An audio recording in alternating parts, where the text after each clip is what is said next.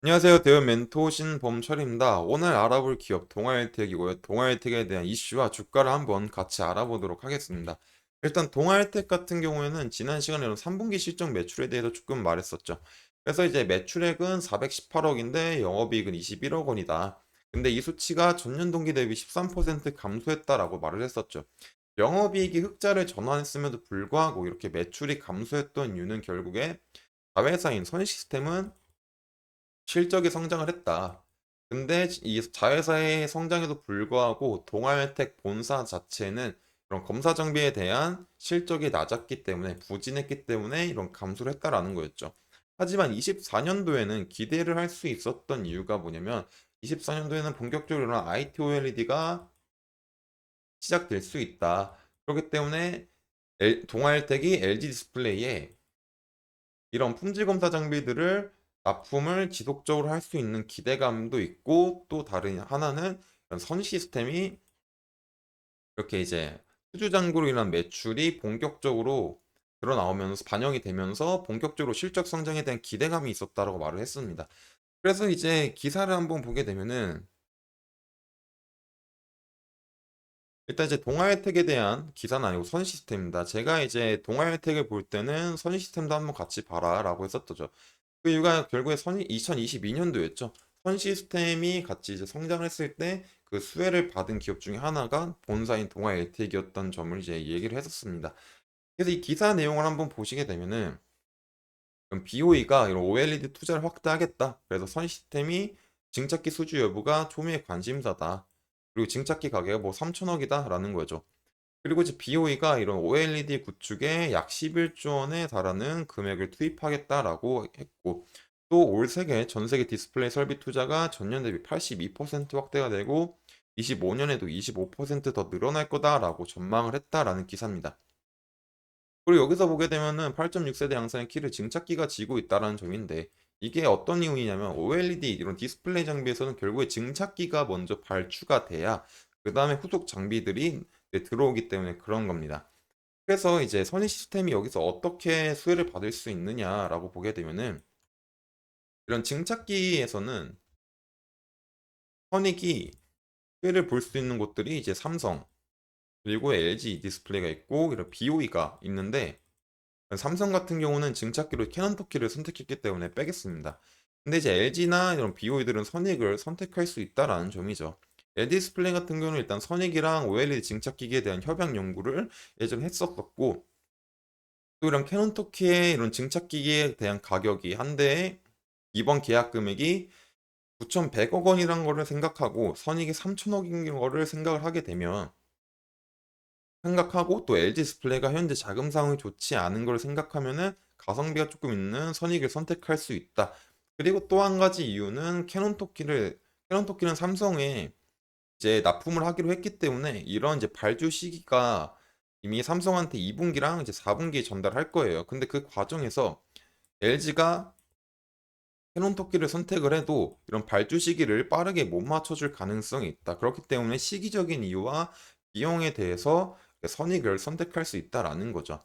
그리고 BOE 마찬가지도 선익을 선택할 수 있는 이유가 아까 전에 말했던 이제 발주 시기 그리고 어떤 가격적인 측면에서 선익을 선택할 수 있다라는 점입니다. 하지만 무조건 BOE가 선익을 하고 싶다고 해서도 이제 쉽지 않을 수도 있긴 합니다. 그 이유 중에 하나가 뭐 LG 디스플레이 때문인데, 이런 LG 디스플레이에 대한 승인이 먼저 떨어져야지 BOE가 조금 선익한테 컨택을 할 수 있는 점인데, 이것들은 선익에 대한 내용이니까 이것들은 이제 자세하게 설명하진 않겠습니다. 그리고 선익 시스템에서 얘기를 많이 했었던 부분이기 때문에 여기까지만 말하고, 결국에 이제 선익 시스템은 이렇게 계속 호재가 나오고 있는 중이죠. 어떤 좋은 방향성으로 아직 확실하진 않지만 좋은 방향성으로 갈 수 있는 기사들이 계속 나오고 있고, 그렇기 때문에 이런 걸로 통해서 선익 시스템이 이제 매출에 대한 성장이 이루어지면은 그 자회사인 동아일텍도 같이 성장이 일어날 수 있다는 점을 조금 알면은 좋을 것 같아서 가져왔습니다. 그래서 주가를 한번 살펴보게 되면은 내가 이제 그동안 말했었던 건 일단 추세 자체가 나오진 않았다라고 이제 설명을 했었습니다. 그 추세선이라고 하는 60평선은 아직도 이렇게 완만하게 있는 상태고, 오히려 이런 단기 평선들이 모여 있고 이렇게 한 곳에 모여 있으니까는 어떤 횡보에 대한 그림도 한번 생각해 볼 수 있다라고 했었죠. 그리고 그 과정에서 지금 당장 여기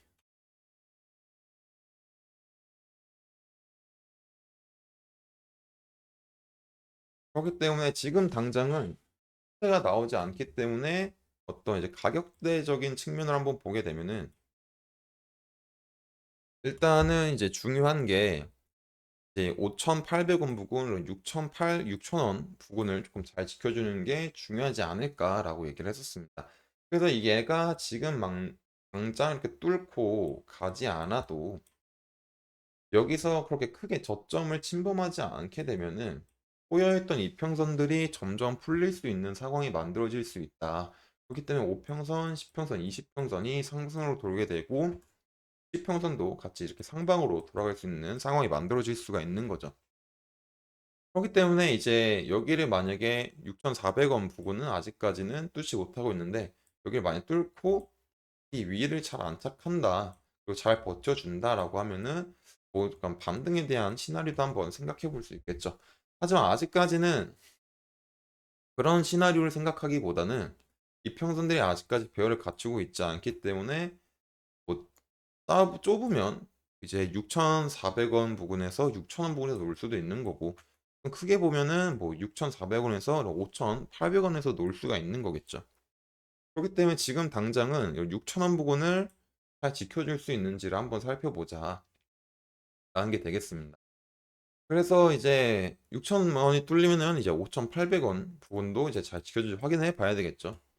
근데 이제 만약에 이제 아까 전에 상승에 대한 시나리오는 여기서 많이 눌리지 않고 여기를 한번 안착을 해주고 하면 이렇게 갈 수도 있는 시나리오도 생각해 볼 수 있다고 했는데 하방에 대한 시나리오는 이제 6,000원 부근을 잘 지켜준다고 해도 이 사이에서 놀게 되면은 마찬가지로 여기 5평선과 이제 10평선, 20평선이 이제 하방으로 향하게 될 수도 있습니다. 그러다 보면은 60평선이 하방으로 될 수도 있는 상황인 거죠. 그렇기 때문에 하락을 하게 되면 하방에 대한 시나리오 같은 경우는 이런 6,000원 부근을 잘 지켜주지 못했을 때 한번 생각해 볼 수 있을 것 같아요. 하지만 아직까지는 그런 움직임이 나와주고 있지 않기 때문에 지금 당장은 이런 상승과 하방에 대한 시나리오보다는 일단 6,000원 부근을 잘 지켜주는지 한번 확인을 해보자 라는 것이 될 것 같습니다. 그래서 동아일텍에 대해서 이제 간단하게 이제 알아봤고